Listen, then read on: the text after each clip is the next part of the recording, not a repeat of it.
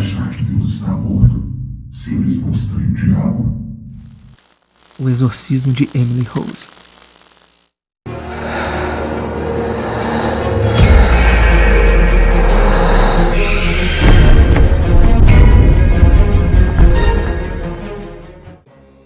Em meio às matas e o calar da noite, criaturas misteriosas e dimensões paralelas convivem com o que chamamos de vida normal. Mas até que ponto a nossa existência poderá ser considerada como única? Hoje, ouviremos relatos assustadores que irão te levar a uma profunda e densa reflexão sobre o que de fato seriam espécies e situações misteriosas que continuam ocorrendo em nosso meio, por mais que escolhamos não acreditar nelas. Pedimos o seu like e sua inscrição nesse canal. Coloque seus fones de ouvido e tire suas próprias conclusões.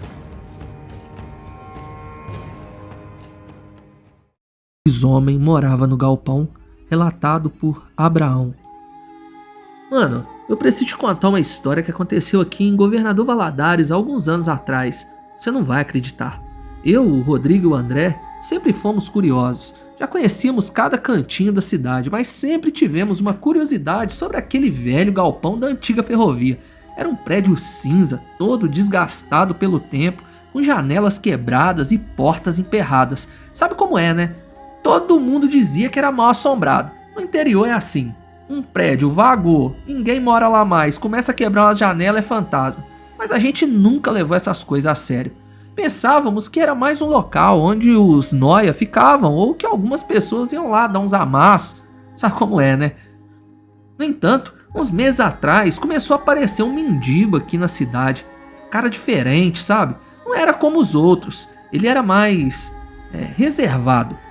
Nunca pedia nada, apenas ficava parado observando. Dormia na rua, mas sumia também. A gente ficava sem ver ele por dias. Quem trabalha aí no comércio, assim como eu, e sempre via ele na mesma região, começou até a estranhar porque ele parecia mais saudável que os outros mendigos. Sempre com a mesma roupa e um olhar intenso. Os boatos eram que ele ia para aquele galpão quando sumia da cidade. Era uma quinta-feira, eu acho. Nós saímos no carro do Rodrigo indo para um bar novo na cidade vizinha.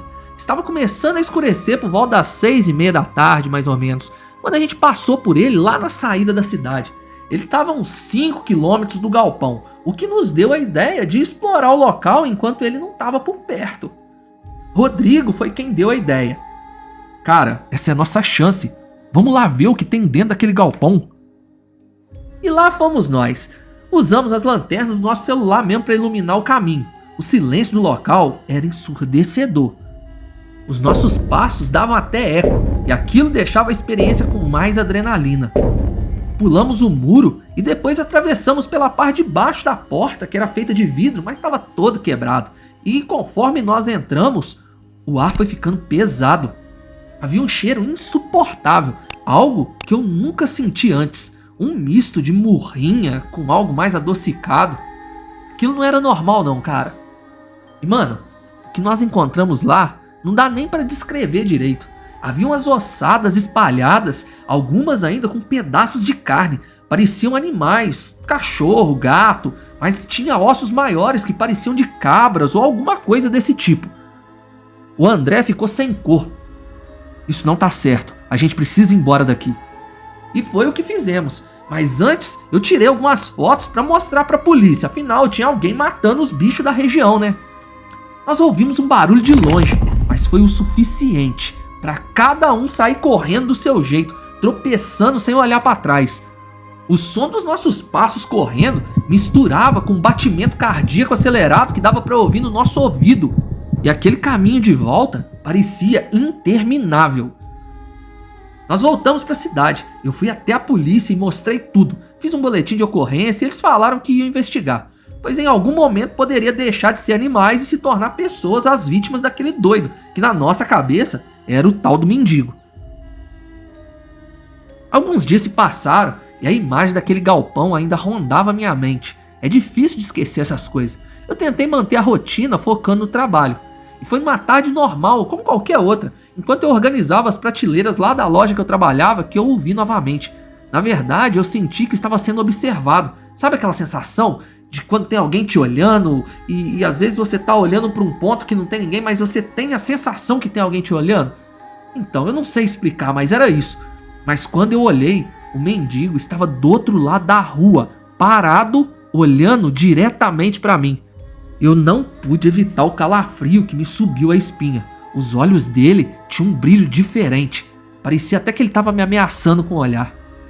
Nos dias seguintes, a mesma coisa aconteceu com o Rodrigo e com o André.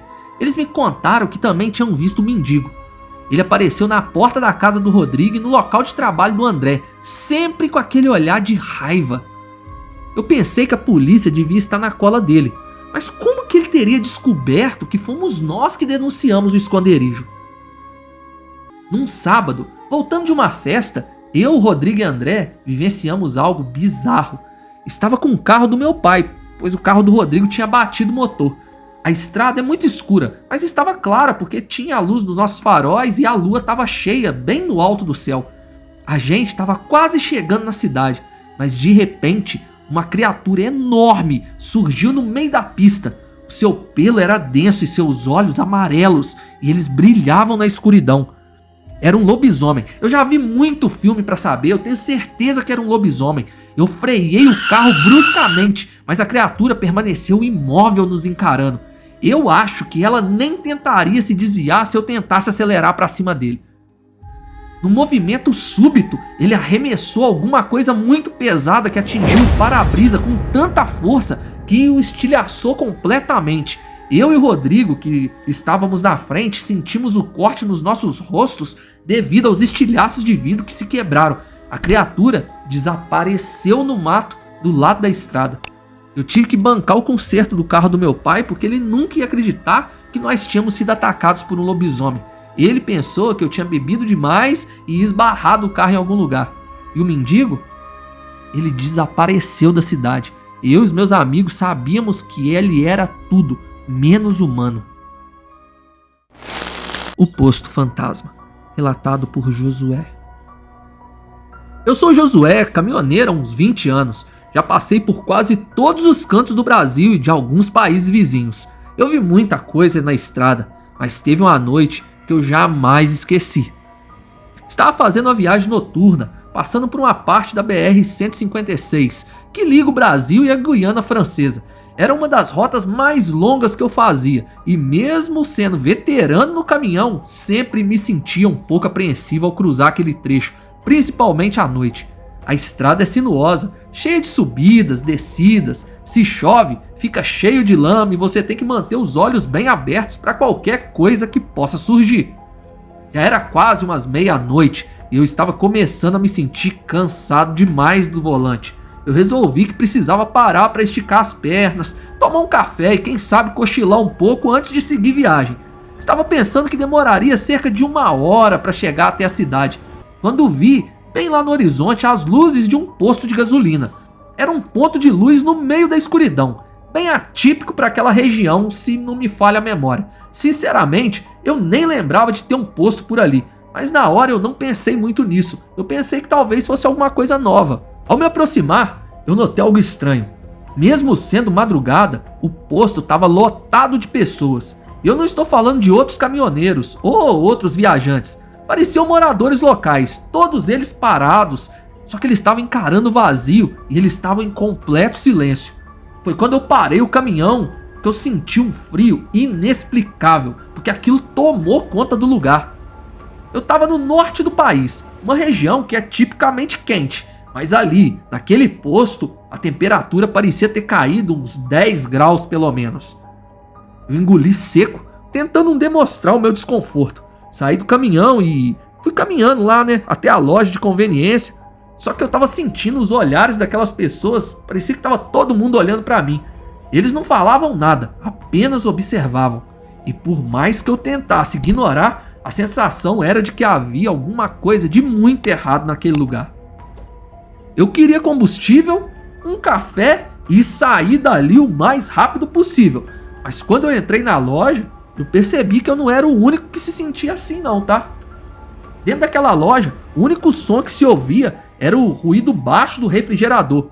O cheiro característico de borracha e graxa, muito comum dos postos, que se misturava um aroma de café bem fraquinho, sabe, aquele café que tá velho dentro da garrafa.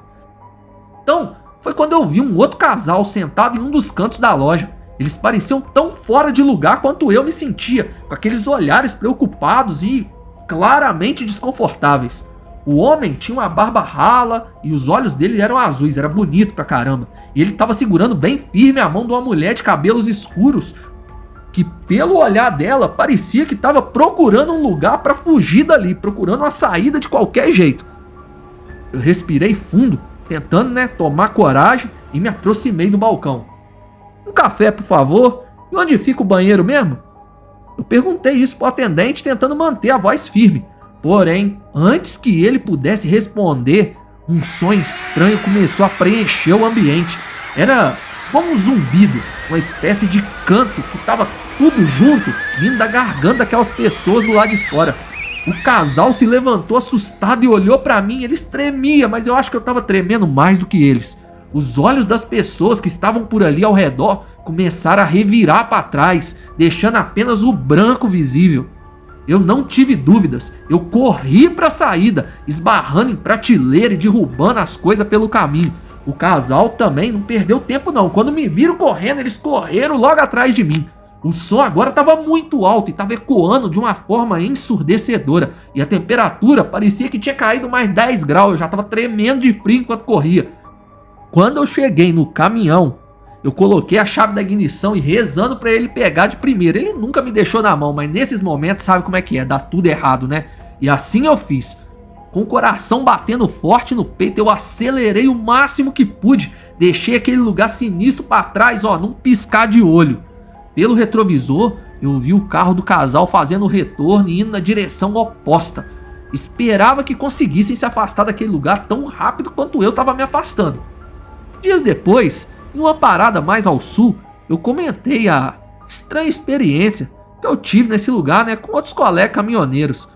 Mas para minha surpresa, nenhum deles havia ouvido falar de um posto naquela região da BR-156. O que era aquilo? Posto fantasma? Uma miragem? Ou algo ainda mais sinistro? Agora eu nem sei se eu dormi no volante e sonhei com aquilo tudo. Eu já não sei de nada. Eu já vi muita coisa nessa estrada. O povo acha que é história, mas se você tem um parente caminhoneiro, experimenta perguntar o que ele já viu nessas estradas. Mas aquilo foi o mais real e certeiro que eu já vivi. Evitei a todo custo passar por aquele trecho novamente, especialmente à noite. A imagem daquelas pessoas com os olhos revirados para trás e aquele som horripilante não dá para esquecer de jeito nenhum. Infelizmente, eu precisei passar por ali de novo, mas eu nunca mais vi nada, graças a Deus. Às vezes, eu fico pensando no que poderia ter acontecido se eu tivesse demorado mais alguns minutos, ou se o caminhão não tivesse pegado de imediato.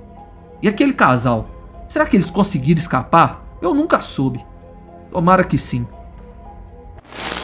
Tem lobisomens na Serra do Roncador. Relatado por Daniel. Meu nome é Daniel e eu sou biólogo, pesquisador de campo.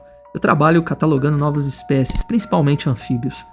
Eu havia recebido permissão dos Chavantes, uma das maiores nações indígenas do Brasil, para fazer observações na região da Serra do Roncador. São eles que controlam aquele lugar. No entanto, eles me deixaram bem claro que existiam certos lugares que eu não poderia ir. Um deles era o famoso Túnel do Roncador, um local misterioso e repleto de lendas ao redor dele. Eu nunca poderia também ficar sozinho, sempre acompanhado por um deles. E também teria apenas alguns dias para terminar a pesquisa e sair dali. Para quem não sabe, aquela região é de difícil acesso. Ninguém entra ou sai de lá se os índios não permitirem. Então, era melhor eu obedecer tudo à risca. Era uma tarde abafada, era por volta de umas 4 horas. Eu estava lá na Serra do Roncador, no Mato Grosso. O sol forte daquela região fazia a terra ressecada rachar debaixo dos nossos pés. E o horizonte era uma mescla de tons terrosos e verdejantes. A paisagem, imponente, como muitas no Brasil, com enormes formações rochosas que pareciam tocar o céu se você fica olhando muito tempo para elas. Se eu não estivesse tão focado na pesquisa, com certeza eu teria mais tempo para admirar a beleza natural do local. Eu fui designado para ser acompanhado por um índio chamado Caê, um homem de traços fortes e poucas palavras. O Seu olhar era sempre sério e ele parecia estar sempre em alerta. Ele raramente falava alguma coisa comigo, mas quando fazia, suas palavras eram sempre objetivas e diretas. Durante os primeiros dias, nós seguimos uma rotina de observações e anotações por minha parte. Era um trabalho árduo, mas também gratificante, eu gosto do que eu faço. No entanto, algo começou a me intrigar. Eu notei que alguns locais eram cuidadosamente protegidos pelos índios, com turnos constantes de vigília, nunca ficava sem um índio lá tomando conta. E aí eu ficava me perguntando o porquê de tanta segurança. Aquilo começou a aguçar minha curiosidade, e o fato de obedecer tudo à risca meio que se esvaiu do meu juízo, eu tenho que deixar claro. Um dia, quando o Caê se distraiu falando com outro membro da tribo lá, eu aproveitei para me afastar e investigar um desses pontos protegidos. Havia uma pequena entrada no mato, sem a barricada de proteção dos índios, e eu entrei por ali e acabei saindo numa clareira rodeada por árvores grandes que eu não tinha visto na região e nem em outro local por ali. E foi aí que eu presenciei algo que eu jamais vou esquecer. Do outro lado da clareira, eu vi o pajé da tribo conversando com algo que não era humano. Tinha o tamanho de um homem, mas a sua pele era peluda e cinzenta, e os olhos brilhavam num tom amarelado mesmo com a luz do dia. O rosto lembrava o de um lobo, e ele estava ereto sobre as duas patas. O som que ele estava emitindo enquanto falava era incompreensível. Não me pergunte o que ele estava tentando dizer. Era uma mistura de grunhidos e palavras que eu jamais havia escutado na minha vida e não escutei depois disso novamente. Eu entrei em choque, claro. Eu me escondi atrás de uma árvore, mas eu tremia muito e eu estava tentando processar o que estava vendo. O que era aquela criatura que eu nunca vi em nenhum documentário, nunca vi em nenhum livro dos dezenas de livros que eu estudei, nunca ouvi falar dela nas academias e faculdades? E por que o pajé estava conversando com ela como se fosse algo normal? Isso não é normal nem para um índio, gente. Antes que eu pudesse pensar em uma resposta, eu senti uma mão pesada no meu ombro, quase um tapa. Eu me virei lentamente e eu dei de cara com outro índio. E ele estava com um olhar severo na minha direção. Ele sabia que eu havia visto algo que eu não deveria ter visto.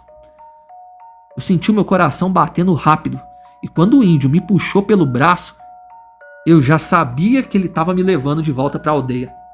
O aperto no meu ombro era firme, e cada passo que a gente dava parecia que o barulho da floresta em volta ia ficando maior.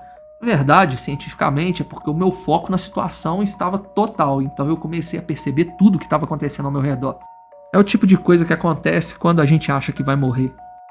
Não sabia se eu estava com mais medo da minha recém-descoberta ou do que poderia acontecer comigo lá na aldeia.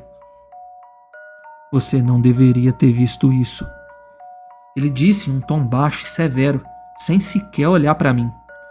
Eu tentava formular palavras, eu tentei me explicar, mas a verdade é que a minha boca parecia seca. Eu só estava curioso. O que era aquela criatura?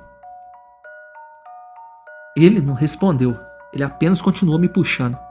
E quando a gente chegou na aldeia, eu fui cercado por outros índios que, num frenesi, começaram a revistar minha mochila, tomaram todas as minhas anotações, as minhas câmeras e todos os equipamentos que eu tinha levado.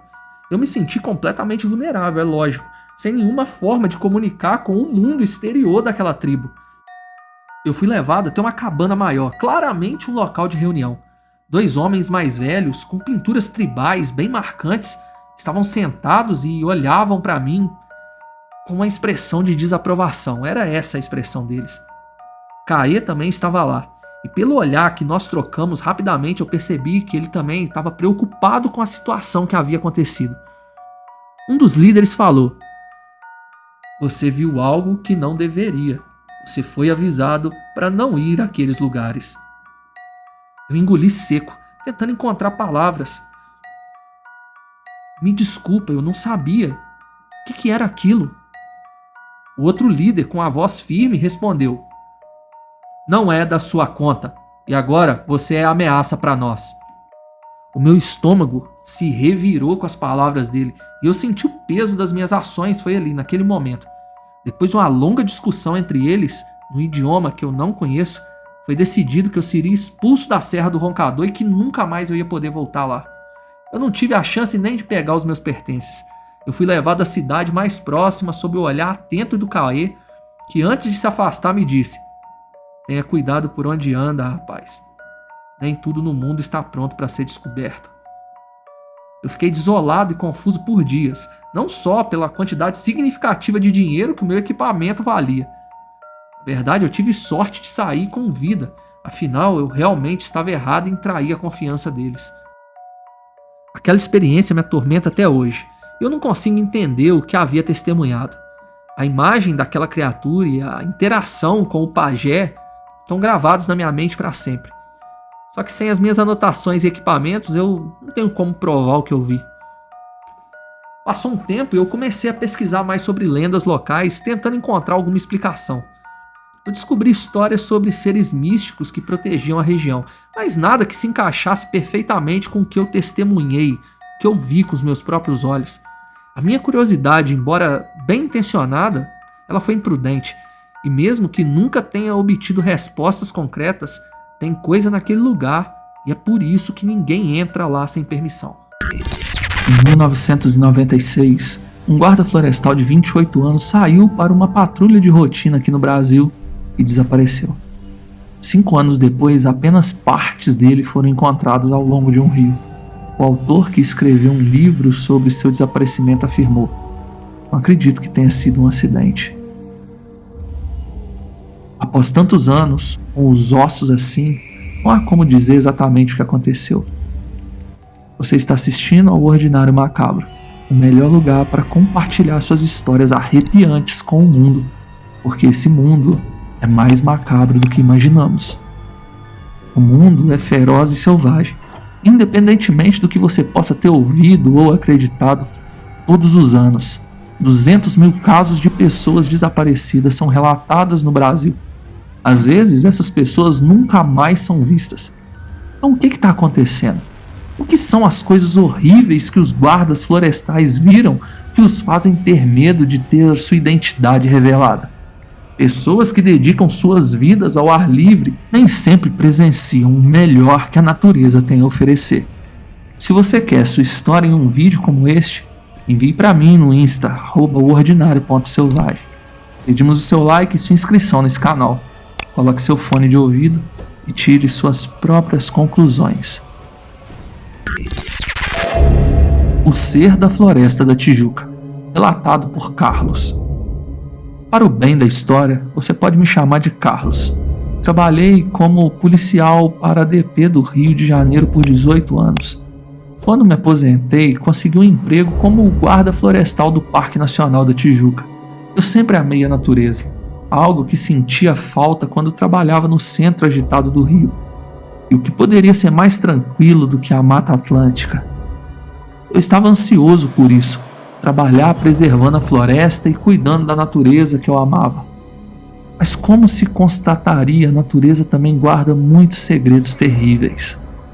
Cheguei à Floresta da Tijuca em 1995, um ano após a minha aposentadoria. Fui levado de carro pelo guarda florestal que estava substituindo, um cidadão que chamaremos de João. João tinha trabalhado aqui por mais de 30 anos. Após uma longa viagem, chegamos à cabana. João me mostrou o poço, me mostrou onde estavam as linhas de energia e me apresentou a cabana. Conversamos, rimos e compartilhamos história de pesca. Então João de repente ficou muito sério.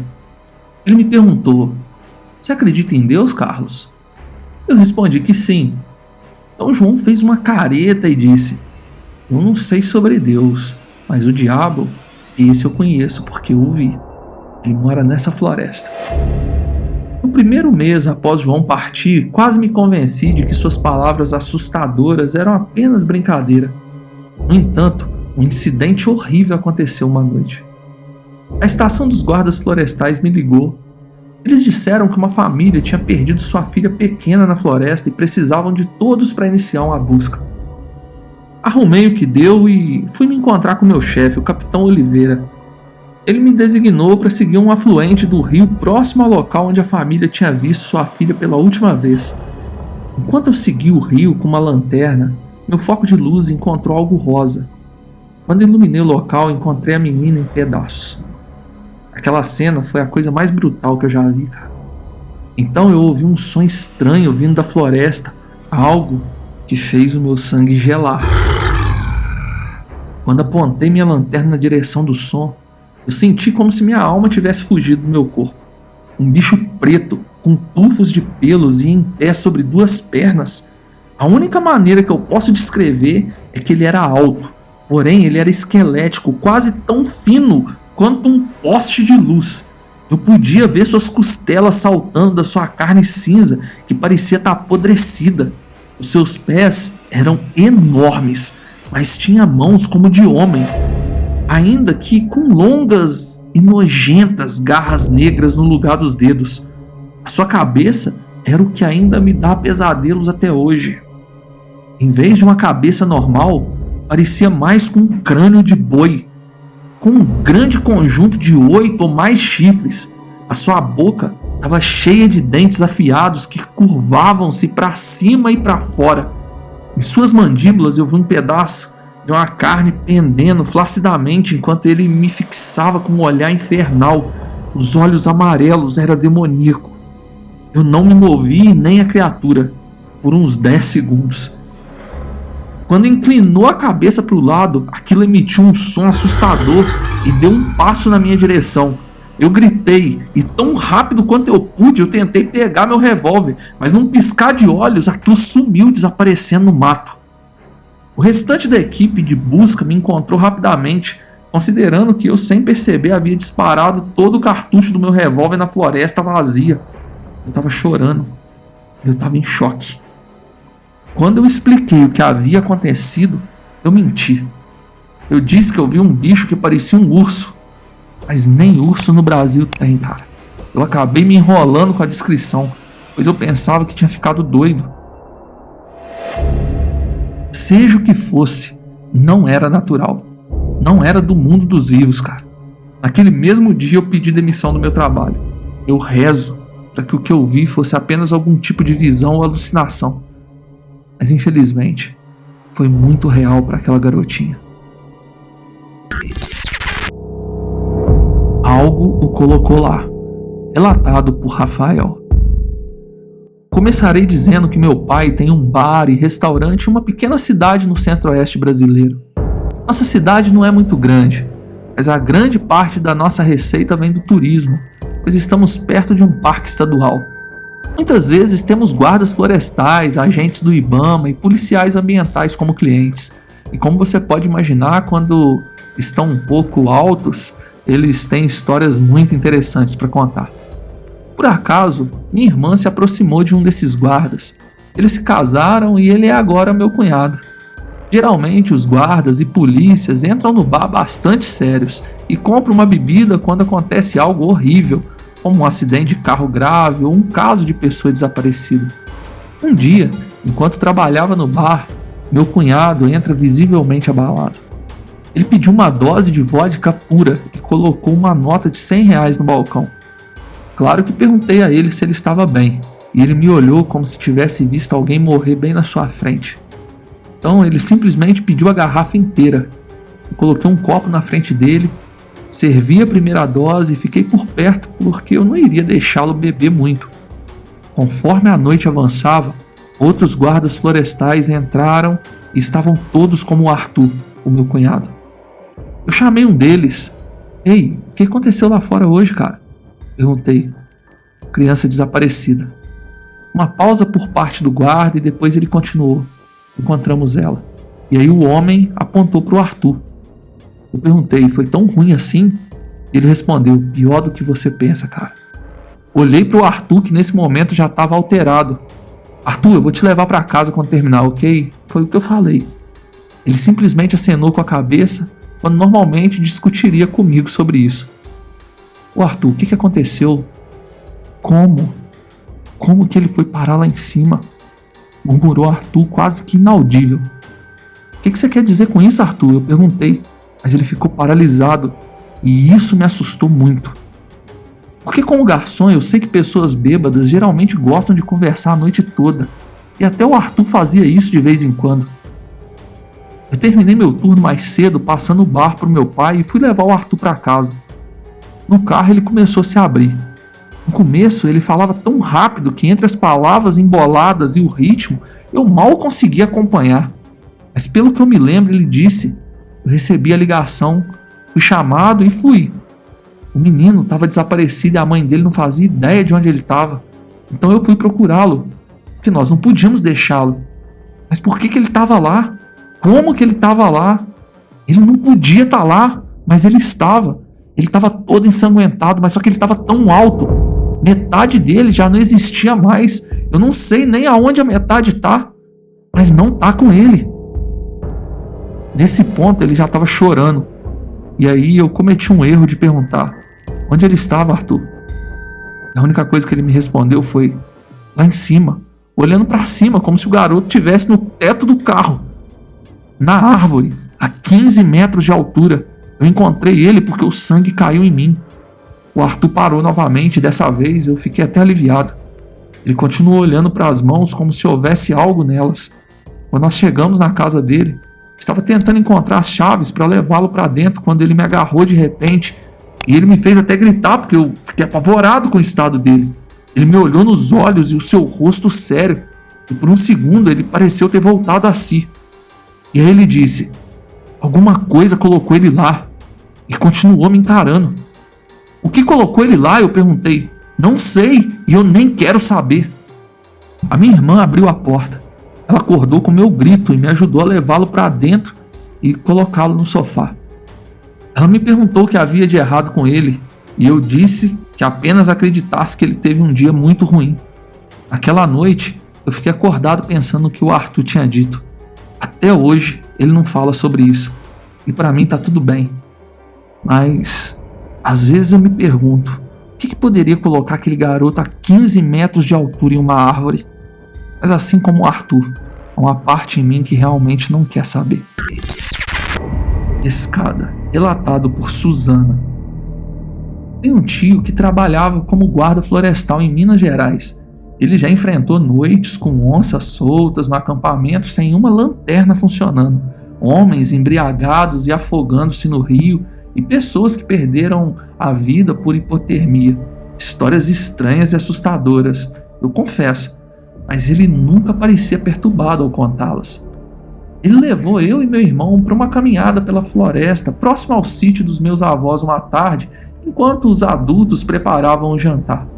Os nossos primos estavam ocupados com um videogame e nos impediram de jogar por sermos mais jovens na época. Então nosso tio decidiu nos dar atenção especial.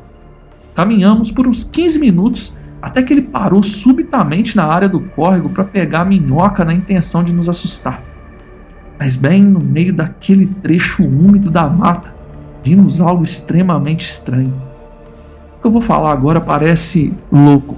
Tinha uma escada no meio do córrego. Era como se alguém tivesse construído uma casa ali e tudo, exceto a escada, tivesse sido engolida pelo pântano. Só que no topo da escada tinha um tapete. Parecia que estava limpo. O meu rosto se contorceu de confusão e eu olhei para o meu tio. A expressão no rosto dele era de terror. Afinal, era ao lado do sítio dos meus avós e ele sempre caminhava por lá. Depois nós fomos descobrir que ele nunca tinha visto aquilo. Não tinha como uma escada de concreto surgir ali do dia para a noite sem ninguém notar. Ele agarrou nossas mãos e começou a andar rapidamente. Fui carregado até chegarmos em casa. Ele nos disse para não mencionar nada a ninguém.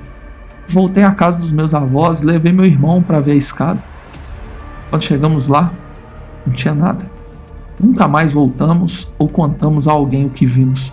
Eu não tive coragem de perguntar nada para ele e infelizmente o meu tio faleceu de acidente poucos anos depois.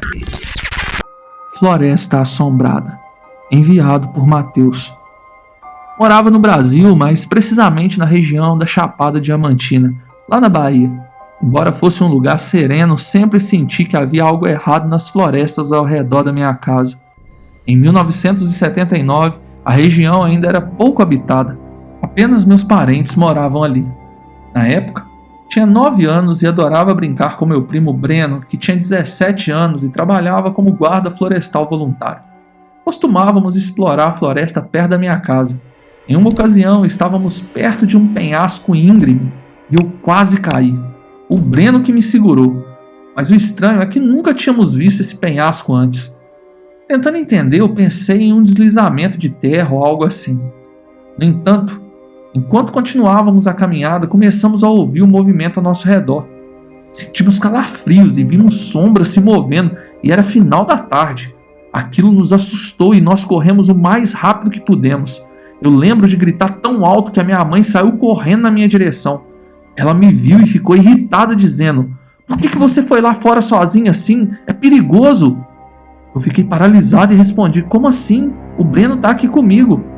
Ela ajoelhou-se, limpou um pouco da sujeira do meu rosto e disse: "Olha, você se machucou." "Mãe, para com isso!" eu retruquei. "O Breno estava aqui." Mas quando eu olhei ao redor e percebi, o Breno tinha desaparecido. Quando eu voltei a olhar para minha mãe, ela tinha um olhar preocupado e triste. Com hesitação ela disse assim: "Meu filho, você não lembra que o Breno faleceu ontem?" Eu fiquei em choque. Acontece que naquela época isso me ocorria frequentemente, porque a perda do Breno foi muito dolorosa para mim. Levou anos para superar, mas me lembro vividamente de vê-lo, de ver as sombras, de quase cair no penhasco, ele ter me segurado. Às vezes eu me pergunto se aquilo não foi um sonho. O Breno era um guarda florestal voluntário e ajudou muitas pessoas na floresta. Antes de falecer, ele cuidava muito de mim, ele era como um irmão mais velho. Sempre que ele vinha na nossa casa, ele contava histórias sobre suas aventuras nas florestas, até sobre o Curupira, uma criatura que teria os cabelos de fogo. Eu sempre achei que essas histórias eram apenas lendas, mas foi isso que me inspirou e aos 18 anos eu me tornei um guarda florestal voluntário. Eu comecei a entender como era para ele, ouvindo sussurros noturnos por toda a floresta e vendo movimentos estranhos pelo canto dos olhos. Nós costumávamos trabalhar em duplas. O meu parceiro de trabalho, André, e eu ouvíamos os sussurros da mata. Ele tinha muito medo de sair à noite e tentava ao máximo evitar trabalhar no escuro. Certa vez, conversando sobre nossas namoradas na estação dos guardas florestais, ouvimos um grito aterrorizante e não era humano. Parecia que o que quer que fosse estava bem ao nosso lado. André me perguntou o que era aquilo. Eu demorei a responder porque eu também não sabia. Depois de um tempo eu sugeri que fechássemos e trancássemos todas as portas e janelas. Hoje eu não moro mais no Brasil e eu tento ao máximo me manter o mais longe possível de lugares afastados da civilização. Eu acho que eu traumatizei. Há um motivo para chamarem aquele lugar de Caverna do Diabo. Relatado por Sérgio. No início dos anos 2000, quando acabei de concluir o ensino médio, estava procurando todas as maneiras possíveis de entrar no serviço florestal. Eu queria me tornar um guarda ambiental, mas esse sonho mudou rapidamente. Fiz as provas, passei em tudo e quando fui aceito como guarda florestal, me direcionaram para um local denominado de Caverna do Diabo em São Paulo. Eu fiquei encantado, o lugar era lindo. O trabalho nunca parecia trabalho e era muito gratificante. Raramente tínhamos chamadas de emergência, mas quando tínhamos, encontrar a pessoa perdida ou ajudar os feridos era recompensador. Mas houve um chamado que mudou tudo para mim. No ano de 2005, em dezembro, recebemos uma ligação à noite informando que uma criança tinha desaparecido. Meu primeiro pensamento foi: quem faria uma caminhada nesse clima e por que levaria uma criança? Só que fica pior. Não era uma criança, era um bebê, pouco mais de 1 ano. O casal morava perto do parque e ligou dizendo que seu bebê havia sumido depois que eles ouviram sons ao redor da casa. A janela do quarto do bebê estava aberta e um suspeito foi visto nas imediações do parque. Eu peguei meu equipamento e saí para procurar. 3 exaustivas horas depois, eu estava cansado já, e foi quando eu ouvi um choro longe. Eu corri na direção ao som e cheguei a uma clareira com uma grande pedra. Eu ouvi o choro vindo de cima daquela pedra, que devia ter uns 5 metros de altura. Eu escalei e foi difícil chegar lá em cima porque ela era muito lisa. Quando eu cheguei no topo, eu encontrei o bebê enrolado em um pano azul, sem nenhum arranhão. Como que ele foi parar ali? Eu chamei reforços, pois eu não podia descer com o bebê sozinho. Se eu escorregasse, eu poderia machucar a criança. Quando os pais receberam o filho, eles ficaram aliviados. Só que eles disseram que não tinham enrolado o bebê e que eles não reconheciam aquele pano. Foi a experiência mais estranha da minha vida. O que existe além do plano material? Seria possível haver outras dimensões coexistindo ao mesmo tempo com o lugar que chamamos de planeta Terra? Muitas pessoas acreditam que sim. A existência de planos mais elevados ou inferiores ao nosso explicaria o encontro com entidades categorizadas como sendo demônios ou até mesmo o próprio diabo. A seguir, iremos ouvir algumas histórias recebidas de inscritos aqui do canal e entre elas teremos uma de âmbito pessoal. Nomes e locais serão trocados por questões legais. Peço seu like e sua inscrição no canal. Comente a sua percepção sobre o tema, mas por favor, com respeito, coloque seus fones de ouvidos e tire suas próprias conclusões. Ele estava lá para nos intimidar, relatado por José. Sou pastor de uma comunidade evangélica, atualmente resido fora do país. Eu e mais 4 irmãos da igreja fomos orar no monte, que nada mais é do que um morro mais isolado para termos um tempo especial com Deus. Subimos o local e fizemos nossas orações como de costume. Estava muito frio, na ocasião era inverno e nós queríamos retornar rapidamente para casa, pois a temperatura ficaria negativa em pouco tempo. Quando estávamos descendo o monte para irmos embora, eu senti algo além do frio. O clima do lugar ficou estranho. Não era o mesmo ambiente que estávamos acostumados. Tinha ficado pesado. Arrepiei todos os pelos do corpo. Foi quando percebi que um dos irmãos da igreja que estava em nosso grupo começou a orar em voz alta, meio que pedindo por proteção enquanto a gente descia. Eu pensei comigo, ele também deve estar sentindo o mesmo que eu. Tudo estava denso. Parecia que o ar estava parado. Algo bem estranho.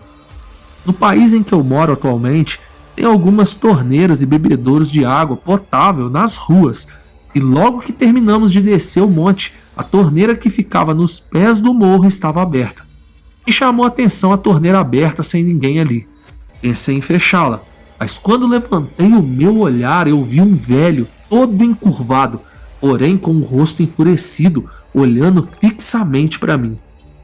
Ele murmurou alguma coisa que eu não entendi direito, e em um piscar de olhos, ele desapareceu. Foi aí que eu perguntei para os meus companheiros de oração se eles tinham visto aquele senhor. Ninguém tinha visto, somente eu e o irmão que estava em oração de proteção o tempo todo durante a descida. Enquanto estávamos parados ali, conversando sobre o que tínhamos visto e os outros não, eu olhei para o monte, e o mesmo senhor estava no meio dele, olhando para nós. Era noite, com neblina do frio, mas eu podia vê-lo perfeitamente. Naquele momento, todos nós vimos aquele ser, que desapareceu logo em seguida. Chegamos à conclusão que aquilo era um demônio que estava ali para nos intimidar, para pararmos de ir ali fazer as nossas preces.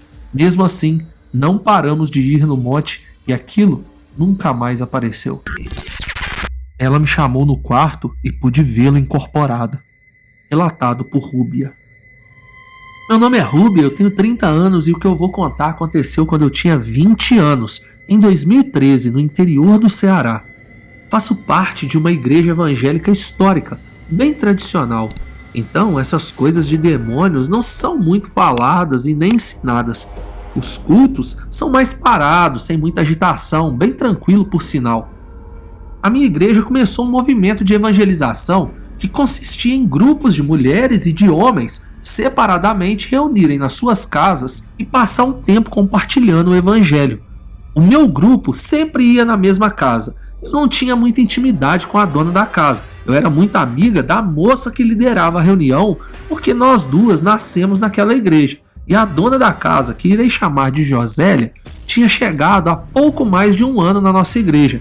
Ela era casada, tinha 2 filhos adolescentes, mas sempre ia sozinha nos cultos. Nos dias que a gente se reunia na casa dela, os filhos saíam e o marido sempre estava trabalhando. Mas nesse dia, durante a reunião, o marido dela chegou. Ele passou pela sala e foi direto para o quarto deles. Até aí normal, afinal era uma reunião de mulheres. Foi a primeira vez que eu vi o marido dela, na verdade. Pensei que ele não queria atrapalhar o nosso grupo e a reunião continuou normalmente. Quando terminou nosso encontro, começou a chover muito. Na época, ninguém tinha carro. Tínhamos que esperar a chuva diminuir para ir para o ponto de ônibus. Ficamos conversando, rindo, e a Josélia foi no quarto ver o marido. Ela começou a demorar bastante, por sinal. A chuva diminuiu e a líder do grupo de mulheres resolveu ir lá falar com ela que nós estávamos indo embora. Era um grupo de 5 mulheres. De repente, a líder voltou para a sala sem cor. Parecia que tinha visto um fantasma. Ela disse: "Vem todo mundo orar aqui que o homem está com o diabo no corpo. Corre!" Quando chegamos no quarto, o cara estava em pé no canto, com os olhos totalmente brancos. Parecia que tinha virado os olhos para trás. As veias do rosto saltavam e parecia que a pele do rosto dele estava rígida como gesso. Ele estava parado com um olhar de raiva e falava baixinho: Ele é meu, ele é meu. Ele falava isso sem parar, repetidas vezes. As meninas que estavam com a gente correram e foram embora. Só ficou eu, a Josélia, a esposa do moço, e a líder de mulheres. Apesar de termos nascido na igreja, nem eu e nem nossa líder sabíamos o que fazer direito. Oramos ali quase 1 hora pedindo um milagre, pelo menos era isso que eu orava. Sentia minhas pernas tremerem de medo, mas continuei ali, firme. Depois de muito tempo, os olhos do moço desviraram, a expressão do rosto voltou ao normal e ele deitou na cama e dormiu. Dias depois, fomos descobrir que isso acontecia com frequência. Ele era usuário de entorpecentes e todas as vezes que ele usava, acontecia isso. Ele foi para a igreja, depois para uma clínica de reabilitação, mas mesmo assim, vez ou outra, a Josélia chama o pastor lá porque o episódio fica se repetindo. Já fazem 10 anos que eles vivem nessa situação. Ele andava na parede, relatado por Luiz. Sou Luiz e o que eu tenho para contar aconteceu em 2010 em Londrina, no Paraná. Eu pedi para não mudar o nome da cidade, pois foi realmente lá que isso ocorreu. Quem é do Paraná vai lembrar que no início dos anos 2000 teve uma onda de vários grupos de jovens falando que cultuavam ao diabo. Em algumas cidades do interior do estado, teve até caso de alguns grupos assim vandalizarem igrejas e até mesmo cemitérios. Em Londrina não chegou a tanto, mas teve muita gente se dizendo adorador do capiroto. Mas pelo menos pra mim, isso não passava de modinha. Era isso que eu pensava. Estava namorando uma moça de uma determinada igreja e para agradá-la eu ia em todos os cultos. Ela dava aula para as crianças, então no final de todo o culto eu ia com ela na salinha das crianças, ajudava ela a arrumar e tal, guardava os lápis de cor, canetinha, essas coisas. Ela trancava a sala e a gente entregava a chave para o pastor. Era domingo, a minha namorada na época estava na salinha com as crianças e eu assistindo o culto. Bem, para quem nunca foi a uma igreja, normalmente as crianças ficam em uma sala separada na hora da palavra do pastor. Por isso eu estava assistindo o pastor falar e ela estava na salinha com as crianças. Aí, um cara interrompeu o pastor no meio da pregação, falou alguma coisa no ouvido dele. O pastor pediu desculpa às pessoas, mas que havia um jovem adorador do diabo que estava com um demônio no corpo e ele precisaria sair para tirar a coisa ruim desse jovem. Claro que não foi com essas palavras que o pastor falou. Ele até foi muito respeitoso para explicar. Ele então pediu para cantarem uma música lá e para todo mundo orar por ele. E então ele saiu. Depois da música, o mesmo cara que tinha cochichado no ouvido do pastor encerrou o culto. Eu fui lá na salinha das crianças ajudar a menina que eu estava namorando. Arrumamos tudo e fomos entregar a chave para o pastor. Mas cara, eu nem me liguei que o pastor estava com o tal adorador do diabo. Eu estava ligado, era na minha namorada, doido para ir embora e dar uns beijos e tal. Ela perguntou a um pessoal lá onde o pastor estava, pois não encontrávamos ele em lugar nenhum para entregar a chave da sala das crianças. Aí a pessoa falou assim, ele está lá no gabinete. Fomos até lá deixar a bendita da chave.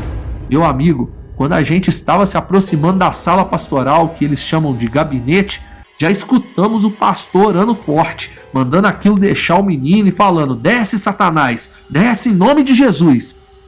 Foi aí que me liguei e lembrei que o pastor estava tirando o demônio do cara. Eu segurei no braço da minha namorada e contei tudo para ela, porque ela não viu o pastor falando, ela estava na salinha com as crianças. A menina era doida e eu não sabia. Ela disse: eu nunca vi um demônio, vamos lá espiar. Eu fui, né? O gabinete estava em reforma. A porta era aquelas provisórias, não tinha tranca. A gente abriu a porta devagarinho e o que eu vi me fez nunca mais pisar em nenhuma igreja, nem em lugar nenhum de religião nenhuma, meu amigo.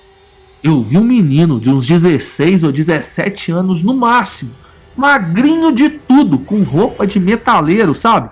Subindo em uma parede de costas. Eu não tô brincando não, cara. Ele estava igual uma lagartixa, igual filme de terror mesmo. Apesar que eu não assisto nenhum filme de terror, porque isso me traumatizou. O rosto dele era horroroso e ele urrava, parecia um bicho. O pastor estava com mais 2 caras lá orando e ele subindo na parede. Eu saí correndo, terminei o namoro e nunca mais pisei em nada que tivesse nenhum tipo de religião envolvida. Não assisto filme de terror e não sou inscrito no seu canal não. Foi meu primo que sabe da história que pediu para eu enviar o relato. Mas com certeza eu não vou nem ver, porque essas coisas eu quero é distância. Ele me perseguia. Relatado por Vicente. Isso que eu vou contar aconteceu comigo na infância, que foi o primeiro período mais difícil da minha vida. Hoje tenho 37 anos, concursado de um banco público e vivo uma vida tranquila, mas nem sempre foi assim. Nasci na periferia de Salvador, na Bahia, então a dificuldade da minha história já começou por aí. Minha família era muito pobre. Meu pai trabalhava em supermercado como estoquista, minha mãe de empregada doméstica. Eu e meus irmãos passamos por momentos muito complicados. As coisas começaram a melhorar quando meu pai foi ser servente de pedreiro e depois conseguiu se tornar pedreiro. Aí ele passou a ganhar um pouco melhor. Mas quando eu tinha 8 anos de idade, vivíamos com muito pouco. Um dia, voltando da escola, eu achei um boneco na rua. O brinquedo era um personagem de um desenho famoso na época. Não vou falar qual é, pois eu não acredito que o desenho que foi o problema, mas sim o objeto que carregava algo demoníaco.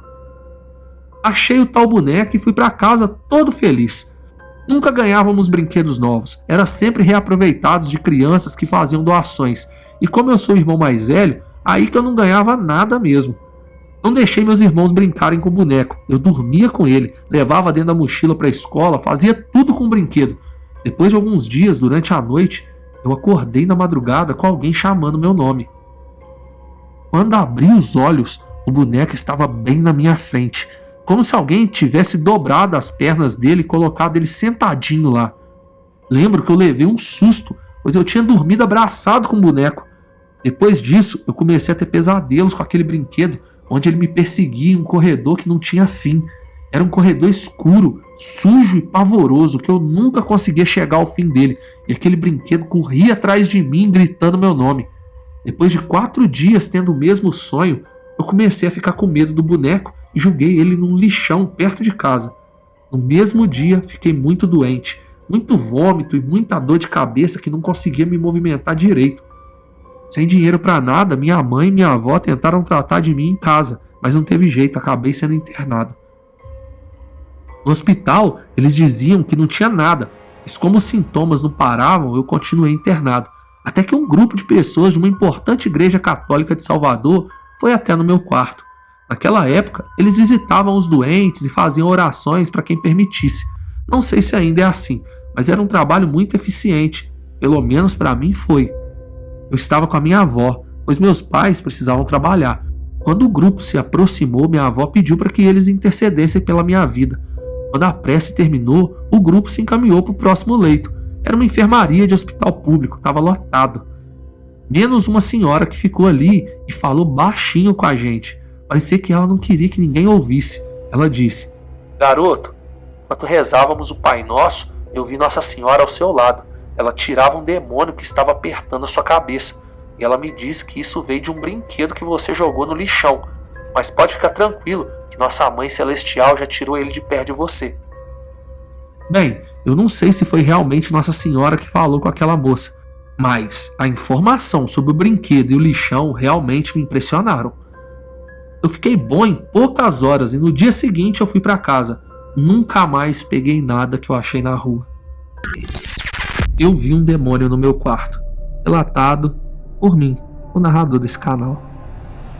Bem, ao decorrer da minha vida eu já tive muitas experiências sobrenaturais, talvez mais do que a maioria das pessoas, e eu nem me importo com o que elas pensam, Porque quando você sabe as coisas que você viu ou ouviu, mesmo que as outras pessoas digam que é mentira, você sabe que viu e ouviu, a não ser que você seja louco. E eu sei que eu não sou louco.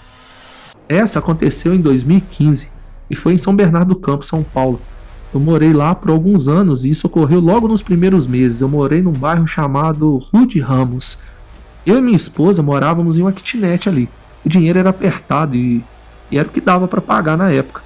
Eu era universitário, sabe como é, né? Eu já era casado, saí do interior de Minas para ir poder estudar. A kitnet era um ambiente só, bem simples, mas ficava em um bom bairro e a localização facilitava o nosso dia a dia de trabalho e estudo. Tudo parecia muito tranquilo, até que depois de alguns meses sem assistir nenhum filme de terror, a gente resolveu assistir um lançamento que tinha acabado de ser liberado para a TV, que na época era TV a cabo. Nem me lembro se existiam as plataformas de streaming na época, eu acho que não. Nós vimos o filme e foi aí que o inferno começou, cara. Naquela noite a gente não dormiu bem. Pensamos que era por medo do filme mesmo, mas tudo piorou nos dias seguintes. A minha esposa saía de casa às 5h20 da manhã para ir trabalhar. E na manhã seguinte, ela reclamou que estava sentindo um cheiro ruim lá dentro da kitnet, sabe? Era uma kitnet de mais ou menos aí uns 30 metros quadrados, só que era um salão grande aberto assim, e só tinha um banheirinho no canto pequeno, e a gente fazia divisão assim do quarto para o que seria a nossa cozinha, com o guarda-roupa, sabe? Então não tinha muito lugar para ter coisa ali fedendo, se tivesse era fácil de achar. À tarde, quando a gente chegou em casa, esse cheiro parecia que estava lá ainda, ele não sumia de jeito nenhum. A gente começou a achar até que fosse problema no encanamento, né, vindo da kitnet de baixo, alguma coisa assim. Quando nós fomos dormir já à noite, a gente ficava acordando o tempo todo, quase que de hora em hora, tanto eu como ela, que a gente ficava escutando pessoas batendo palma bem em cima do nosso ouvido. Loucura. Foi aterrorizante. Umas 2, 3 noites sem dormir assim. Era palmas, depois gritos. E quando nós estávamos pegando no sono, alguma coisa gritava no nosso ouvido e o cheiro ruim começava a aumentar, cara. Se eu não me engano, na terceira noite já, eu juro que eu vi um ser esquelético com as pernas assim mais compridas do que o normal, bem em cima do nosso guarda-roupa, cara. Aquilo foi o bastante pra gente ver o dia amanhecer, porque a gente passou aquela madrugada fazendo oração, pedindo a Deus pra nos livrar do mal, que parecia estar ali, cara, e eu não sei como. Na quarta noite, a minha esposa acordou assustada e chorando, falando que tinha visto uma velha nos pés da nossa cama. A gente acendeu todas as luzes e a gente não dormiu mais. Às 5 da manhã começamos a nos arrumar para ir trabalhar e no meu caso para a faculdade, só que a faculdade só começava às 7, só que eu saí de casa às 5h20 da manhã porque eu tava com medo de ficar dentro da kitnet sozinho. Quando eu entrei no banheiro e eu olhei no espelho, eu vi uma velha bem atrás de mim, assim, totalmente acordada. Cara, eu apavorei, foi rápido, mas foi muito assustador, cara. Eu saí do banheiro assim muito rápido e eu pedi para minha esposa descrever a velha que ela tinha visto nos pés da nossa cama. Se você acredite ou não, pouco me importa. Era exatamente o que eu tinha visto no banheiro. Só que não parou por aí não. Tinha uma igreja evangélica no bairro e uns amigos da faculdade frequentavam lá, sabe? Naquela manhã na faculdade eu chamei eles e contei o que estava acontecendo comigo. Aí eles marcaram de ir lá na nossa kit aquela noite para poder orar com a gente. Quando eu e minha esposa chegamos em casa no fim daquele dia, o cheiro de podre dentro da kitnet estava insuportável. Não demorou muito e meus colegas da faculdade chegaram lá. Eles levaram Bíblia, óleo ungido e começaram a orar por todos os lugares. Eu e minha esposa olhávamos um para o outro e concordávamos com as orações. Claro, a gente estava vivendo um filme de terror real, cara. Enquanto eles oravam, o cheiro de podre, cara, sumiu. Assim, ó, sumiu. Eles foram embora e a gente foi dormir. Foi aí que eu vi que realmente estava acontecendo na minha casa, meu. Naquela noite, a gente apagou, sabe? Eu dormi profundamente. Cara, tinha dias que isso não era possível. Tinha dias que a gente não conseguia dormir daquele jeito. A gente apagou. Lá pelas 4 da manhã, eu acordei e fui no banheiro. E aí eu voltei e dormi de novo. Daí eu tive uma espécie de sonho ou visão que foi muito real. Eu já pesquisei muito sobre isso. Alguns vão falar que é projeção astral, outros vão falar que é sonho lúcido. Não importa. Pra mim, hoje, aquilo foi uma projeção astral. Mas na época eu não sabia o que era isso. Foi assim, eu acordei e eu tava sentindo muito frio. Aí eu lembro, porque nessa kitnet, A parede que dava para a rua, onde teoricamente tem as janelas do apartamento, era toda de vidro. Eu achei que a gente tivesse dormido com essas janelas abertas. E aí eu levantei e fui caminhando em direção à janela para poder fechar. Só que quando eu me dei conta, as janelas estavam fechadas e eu tava com muito frio. Quando eu virei para voltar para a cama, eu me vi deitado na cama. Eu tava do lado da minha esposa dormindo. Só que do outro lado da cama, que era o lado da minha esposa, eu vi um troço enorme, é muito grande mesmo. Tinha umas roupas de couro rasgada e ele tava carregando, sei lá, um pedaço de pau na mão, como se fosse um tacape, alguma coisa assim. E era tão grande que eu não conseguia ver mais ou menos da metade do peito pra cima, porque saía do teto do apartamento. Só que eu via que na mão ele tava com um pedaço de pau, cara. Eu joguei muito RPG na minha adolescência. Eu diria que seria como se fosse uma arma medieval. Se você pesquisar no Google aí agora, abre uma nova aba aí e digita manguai. É um cabo com a corrente, uma bola de espinho na ponta. Foi algo parecido com isso. E assim, os braços desse troço que eu vi, eles eram magros, só que eram enormes, sabe? E aí, cara, eu vi ele levantando a mão com aquela arma. E sabe quando você vai dar uma porrada assim de cima pra baixo? Eu lembro que na hora, no susto, eu até falei assim, ai, pegou, porque ia pegar em cima de mim e da minha esposa. Mas no momento que a porrada veio assim, eu lembro que eu levei a mão assim pro lado da cabeça. Cara, apareceu um outro ser, eu não sei explicar muito bem, porque ele brilhava muito. E ele meio que segurou a porrada que tava vindo em cima da cama, cara. Quando ele segurou, assim, que deu aquele clarão, eu acordei no meu corpo.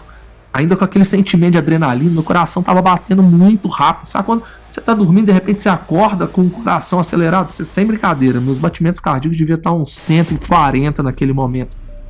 Mas eu sei que era adrenalina, né? Por causa de tudo que tinha acabado de acontecer. Seja em sonho ou na projeção astral, você decide o que você vai acreditar. Enfim, nós moramos ali naquela kitnet mais uns 8 ou 9 meses. Nunca mais nada de ruim aconteceu ali. Pelo contrário, né? Nós temos ótimas lembranças lá daquela kitnet que nós moramos naquele período em que nós estivemos ali em São Paulo. Esse vídeo foi enviado para o popular canal japonês da equipe de caça-fantasmas Clip Store, por um homem que afirma que a filmagem foi feita por seu irmão mais velho, que agora já está falecido. O homem disse que seu irmão era um grande fã de assuntos paranormais e frequentemente passava seu tempo livre explorando locais conhecidos do Japão como sendo assombrados. Em uma dessas filmagens, o irmão desse homem decidiu ir a um túnel que estava ganhando fama por causa de relatos de uma suposta aparição. Esse túnel fica em uma cidade chamada Fukuoka, na ilha de Kyushu, Japão, e o encontro que ele teve foi absolutamente aterrorizante.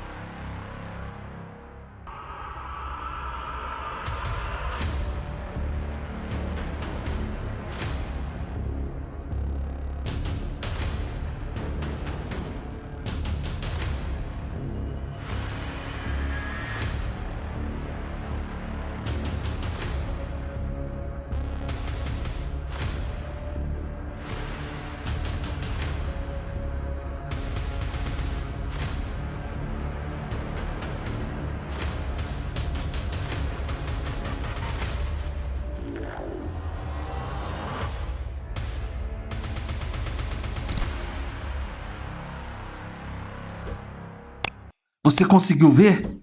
Primeiro, uma voz assustadora vem de trás do homem que filma o túnel.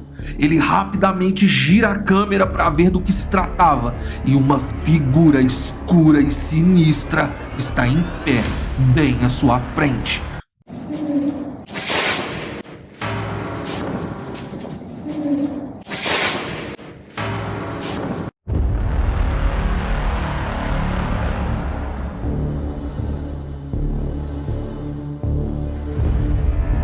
uma forma sombria que não estava lá alguns segundos antes. Totalmente apavorado, o homem sai correndo no túnel adentro. Mas a história fica ainda mais estranha, porque algumas semanas depois, esse homem supostamente morreu em um acidente bizarro e esse vídeo foi encontrado em seu telefone. Esse foi o último vídeo que ele gravou. A equipe da Clip Store rastreou a localização de onde o vídeo foi gravado, mas não encontraram qualquer coisa incomum durante as investigações. Então, pode ser que aquele homem gravou acidentalmente algum ser que não queria ser visto. Um grito de socorro. Esse vídeo é um pouco misterioso, porque foi publicado no TikTok sem qualquer informação da fonte. Imagens de uma câmera de segurança em uma casa mostram uma garota entrando no que parece ser o banheiro, e o que acontece é como algo tirado de um pesadelo.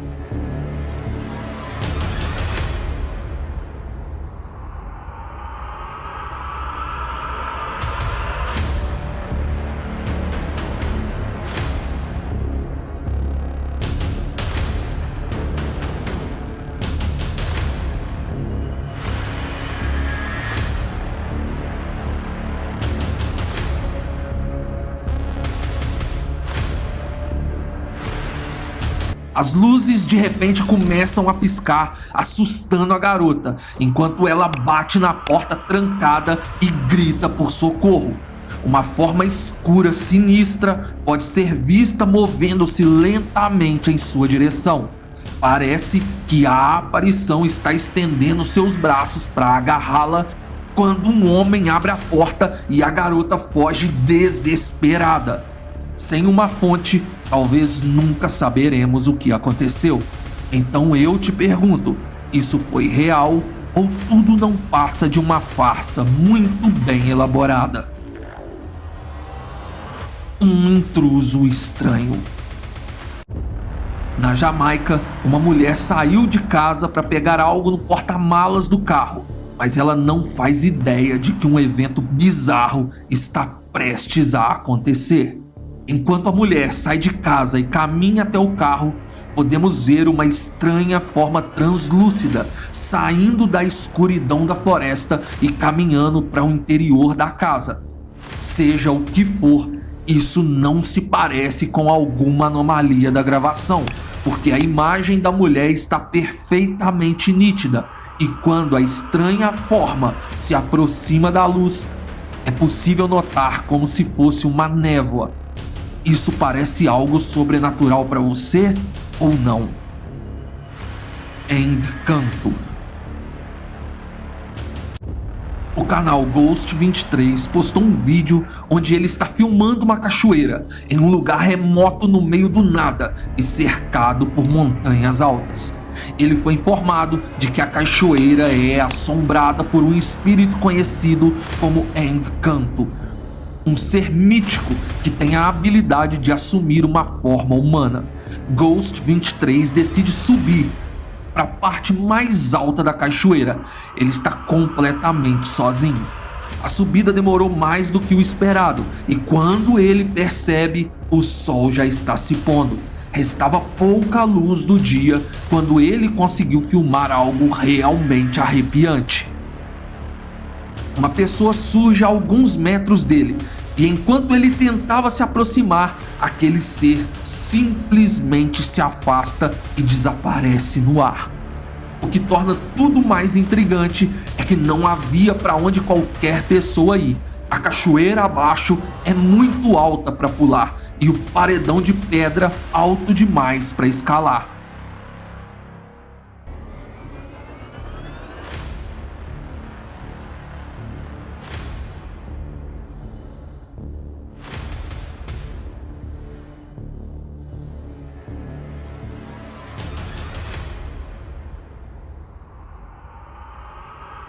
Onde aquele ser poderia ter ido?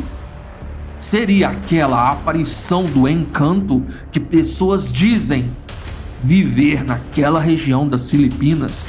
O que você acha sobre isso?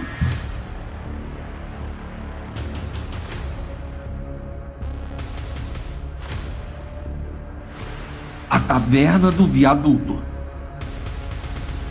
Os investigadores paranormais do canal Ghost Tech investigaram recentemente a assombrada Taverna do Viaduto em Londres.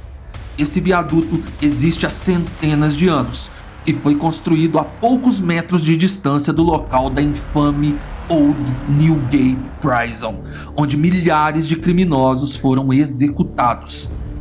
O terceiro andar da taverna já foi um bordel, onde uma das mulheres que trabalhavam ali, chamada Kate, perdeu tragicamente a vida em uma história tão longa e sombria que não é de admirar que ao longo dos anos os proprietários, trabalhadores e até mesmo visitantes testemunharam atividades paranormais terríveis.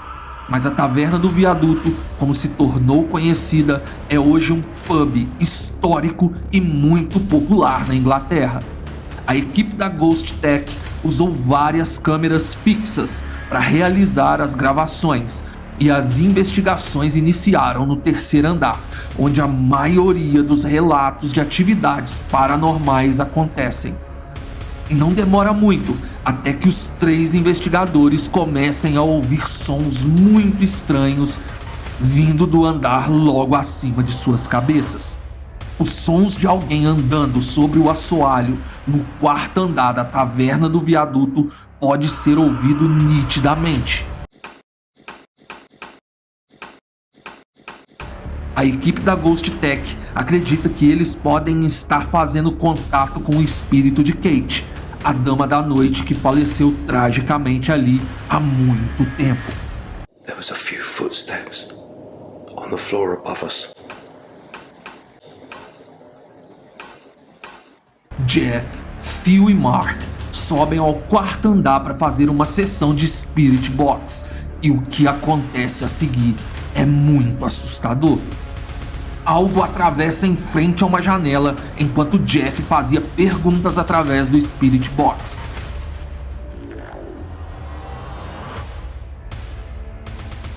Uma figura escura move-se rapidamente na frente da janela, não uma, mas 2 vezes. A equipe não consegue explicar o encontro bizarro que tiveram com um espírito. E essa não foi a única vez que aquela equipe capturou algo inexplicável naquela noite. No terceiro andar, enquanto tentavam alguma resposta com o Spirit Box, todos estão atentos a sussurros que começam a serem ouvidos, até que isso acontece. Mark dá um pulo de susto quando percebe alguém parado ao seu lado, mas quando eles olham, não havia mais ninguém. Mais tarde, quando a equipe da Ghost Tech analisam suas imagens, eles percebem que realmente Mark havia capturado alguma coisa. É apenas uma fração de segundos ao desacelerar a filmagem, mas quando Mark se assustou e girou a câmera, um rosto surge inexplicavelmente de alguém que estava parado ao seu lado.